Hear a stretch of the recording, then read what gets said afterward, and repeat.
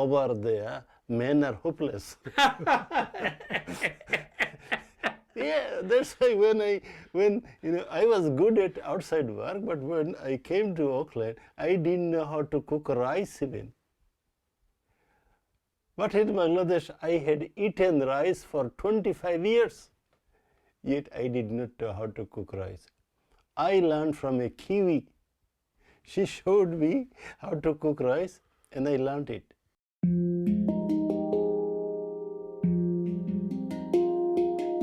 Farid Ahmed's words of forgiveness were heard around the world following a terror attack in Christchurch, New Zealand. I want a heart that will be full of love and will forgive lavishly.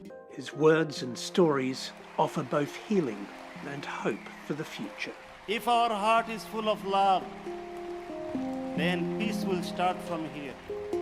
Episode 34, Learning How to Cook Rice. I believe that I have to adjust myself wherever I am. I cannot change the world. I can only change myself.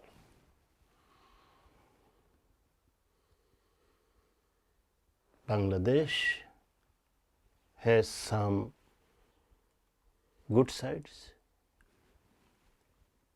and has some bad sides. New Zealand has so many good sides and so many sides not so good. And this is the nature of every human communities. No one of us can say that we are complete. We always have room to progress, to do better.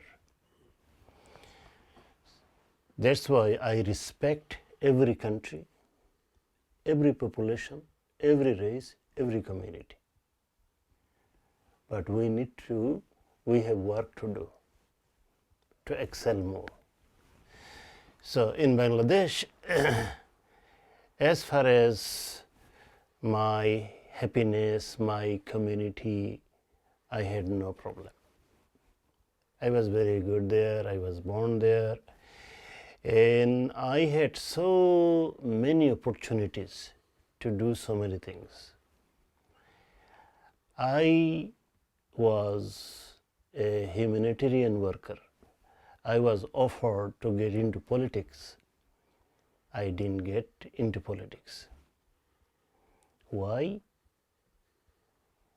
I don't dislike politics, but I dislike the political framework over there. So politics is not a bad thing. Politics. Poly is many, and tricks, many tricks. It's a super job. You got to be a clever person. But if the framework of politics in any country is not good, then you have a problem. No matter how good intention you have or how good person you are, if you get into the wrong framework, that framework will make you corrupt or will make you an enemy of so many people, because you have to get in and you have to tell lots of truth. And some people, the way they are used to, they will not like you. So they will start thinking you an enemy. So instead of you having your time and energy to do something good, you have to deal with some unwanted enemies of you. That was the problem for me getting into politics. But instead, I decided that I will do work for humanity, not in the name of politics. So I didn't go into any groups, and that was a problem. When military took over the power by the gun, and they wanted to form political party, and they invited me. What a generous offer.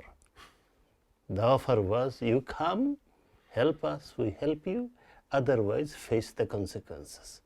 What a nice offer. For me, I could not give up my principle. You're being asked to pick sides. Yeah. And if I had taken a role, I was going against the democracy. For all my life, I trained myself and served other people for freedom of speech, freedom of religion, freedom of rights, fairness and justice. And now I give up everything for my lucrative position to be with military who took the power with gun.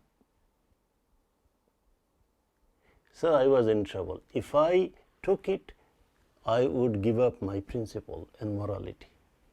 But if I didn't take it, I would take the consequences. So I was in that situation. So that is why at the end I had to leave my country.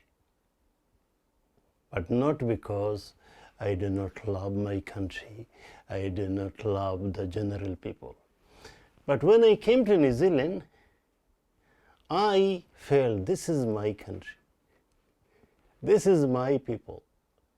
I instantly fall in love with this land. I still remember vividly. I came out of the Auckland airport and came on the car park, and I stood, and I felt a divine connection. I felt like something from the high came through my head and then went through my body and then to the land, like in an electric connection. I felt the connection. I felt that I was bonded with this land. That was a weird feeling. I still cannot explain, but now I can see that why. Now I see my brother is buried here. My wife is buried here. My brother-in-law is buried here. Now we cannot separate ourselves, our family from this land. We are connected. We have a belief that when God made us, the God made the first man Adam with soil, with mud. So wherever angels took the mud from to make me, I'll die there. That's why we do not know where we're going to die, which place.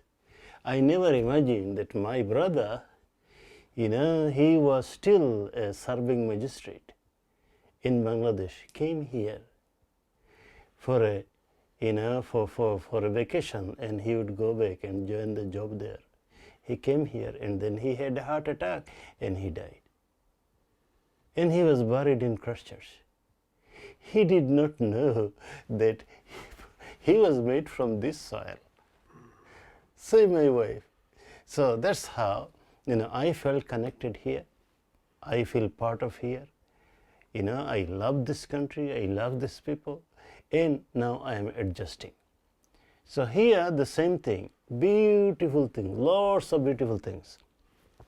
But still, as a human, we can improve lots of things. If you took one thing from Bangladesh and brought it here, what would it be? So from everything that I went through in Bangladesh, that thing is community. Yes. Togetherness.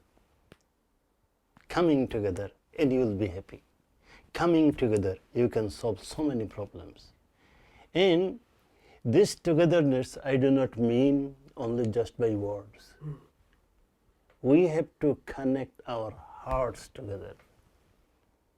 We need policies from government, from stakeholders, from localities, from neighbors, that how we should bring our hearts together. We talk about inclusive society in New Zealand, for example. Through government policies, it will not work until we apply with people. Yes, we need government policy and support, but these things need to be applied with people. We need grassroots level of policies to bring hearts together, people together. This is physical. Yes. It's substance that you can, Yeah. Then, once people will know one another more, they can talk to one another, they can share their, grief and happiness together. Then you will see that the country and the people, they are coming together, hearts are coming together. When hearts are joined, then the inclusivity begins. Until then, all will be in written form. The one thing from New Zealand you would take to Bangladesh? Never stop learning. Never stop learning. In New Zealand, I saw an amazing thing. Look, when I came to New Zealand, I was illiterate in computer. I went to an adult class.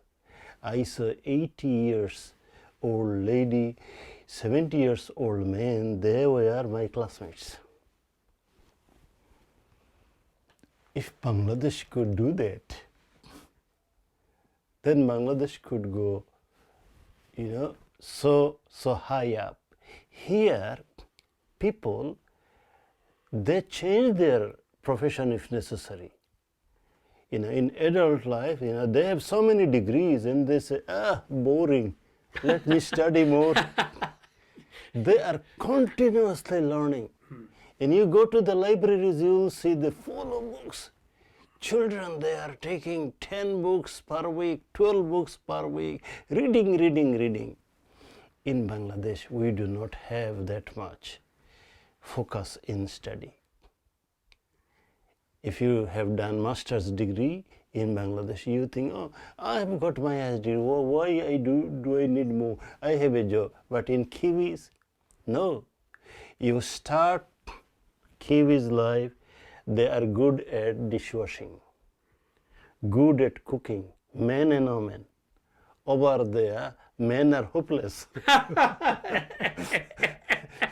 Yeah, that's why when I was good at outside work, but when I came to Auckland, I didn't know how to cook rice even.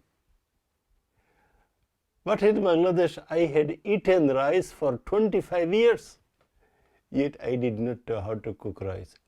I learned from a kiwi. She showed me how to cook rice and I learned it. So here, Kiwis, men, women, they all learn their basic skill. Cooking, cleaning, everything they do. Even they wash their own cars. They fix their own cars. They change oil. So from small skills to multiple skills. Kiwis are brilliant. And